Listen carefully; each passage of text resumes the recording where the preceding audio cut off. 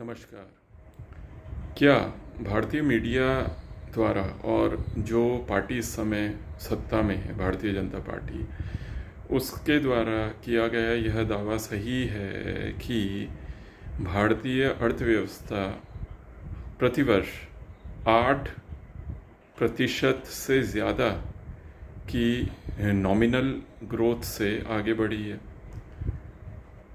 आपको अगर ध्यान हो तो 2014 में जब भारतीय जनता पार्टी सत्ता में आई थी तो उन्होंने यह दावा किया था कि वर्ष 2024-25 तक वे भारतीय इकनॉमी को 5 ट्रिलियन डॉलर की बना देंगे।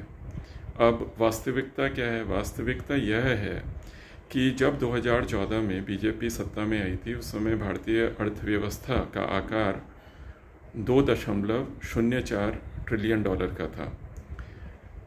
2024-25 के डेटा के हिसाब से भारतीय अर्थव्यवस्था 4.19 ट्रिलियन डॉलर की हुई है। अगर हम इसमें थोड़ा कैलकुलेशन करें, सिंपल कैलकुलेशन करें, तो हम ये पाएंगे कि जहां 2.04 की अर्थव्यवस्था को 5 ट्रिलियन डॉलर पहुंचने के लिए 11 साल में 8.46 की ग्रोथ की ज़रूरत थी, वास्तविकता यह है कि 2.04 से, क्योंकि आज अर्थव्यवस्था 4.19 ट्रिलियन डॉलर की है, तो हम इसमें कैलकुलेशन करते हैं तो ये पाते हैं कि यह ग्रोथ करीब 6.86% की है।